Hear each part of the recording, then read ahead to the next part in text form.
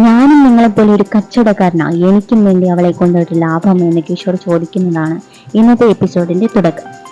അല്ലെങ്കിൽ പിന്നെ വർഷങ്ങളോളം അവളുടെ പുറകെ നടന്ന ഞാൻ ആണാണെന്നും പറഞ്ഞ് മീശ വെച്ച് നടന്നിട്ട് എന്താ കാര്യം എന്ന് ചോദിക്കുന്നു. അപ്പൊ ഗോവിന്ദൻ എന്നാ നീ പോയി ചാവട എന്ന് പറഞ്ഞ് അവനെ എടുത്തിട്ട് തല്ലും. ശേഷം ക്രിസ്മസ് സെലിബ്രേഷൻ നടക്കുന്ന സീനാണ് കാണിക്കുന്നത്.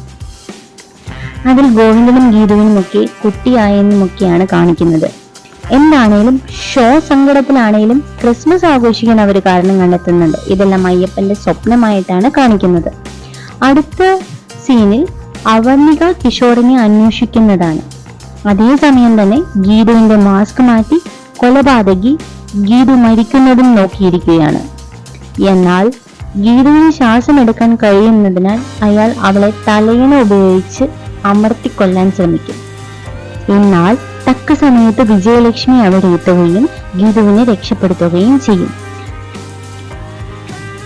ഈ സമയം കിഷോറിന്റെ ഭാര്യയെ ഓർത്ത് അവനെ കൊല്ലാതെ വിടുകയാണെന്ന് പറഞ്ഞ് കിഷോറിനെ ഗോവിന്ദൻ കൊല്ലാതെ വെറുതെ വിടും. അവര് തിരിച്ചു പോകുമ്പോഴേക്കും അവർണിക കിഷോറിനെ കണ്ടെത്തി. ഫ്ലാറ്റിൽ വച്ച് അടിയുണ്ടാക്കിയവരാണ് ഇപ്പോഴും പ്രശ്നം ഉണ്ടാക്കിയത് എന്നൊക്കെ പറഞ്ഞ് കിഷോർ തടിതപ്പം. അത്രയുമാണ് ഇന്നത്തെ എപ്പിസോഡിലുള്ളത്. ഇതുപോലെ പുതിയ എപ്പിസോഡിൽ എന്നതാണ് സംഭവിക്കുന്നത് എന്നറിയണമെങ്കിൽ ഈ വീഡിയോ ലൈക്ക് ചെയ്ത് ചാനൽ സബ്സ്ക്രൈബ് ചെയ്യുക. താങ്ക്